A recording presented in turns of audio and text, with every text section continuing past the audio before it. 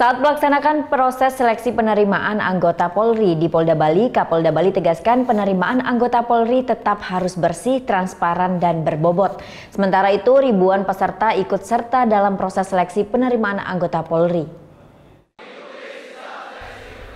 Pengambilan sumpah serta pembacaan dan penandatanganan fakta integritas panitia orang tua atau wali dan peserta seleksi penerimaan anggota Polri tahun anggaran 2018 mengawali proses rekrutmen di Polda Bali. Kegiatan yang digelar di Lembah Puja Denpasar pada Jumat pagi dihadiri oleh Kapolda dan Wakapolda serta seluruh pejabat utama yang ada di Polda Bali dan Kapolres Bali. Kapolda Bali Irjen Pol Golose menjelaskan animo putra-putri Bali yang ingin menjadi anggota Polri meningkat dibanding tahun lalu. Hal ini membuktikan bahwa kepercayaan masyarakat kepada institusi Polri juga meningkat. Di hadapan seluruh orang tua wali serta peserta seleksi secara tegas menyampaikan agar tidak percaya dengan orang yang mengaku bisa membantu meluluskan sebagai anggota Polri. Kapolda juga melarang menggunakan sponsorship dalam penerimaan ini.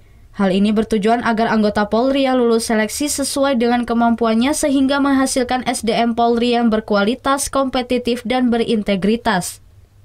Polri sekarang naik tingkat kepercayaan dari masyarakat akan lebih baik dengan rekrutmen yang lebih baik tanpa pungutan, tanpa sponsorship, tanpa tekanan dan sebagainya. Sementara untuk kuota yang dibutuhkan nantinya akan ditentukan oleh Mabes Polri, Polda Bali hanya melakukan proses seleksi. Untuk tahun ini jumlah peserta yang akan mengikuti proses seleksi mencapai 3.000 orang, baik itu untuk Bintara, Tamtama, dan Taruna Akpol. Surya Sanjaya melaporkan untuk NET. Oh, yang beneran. Oke.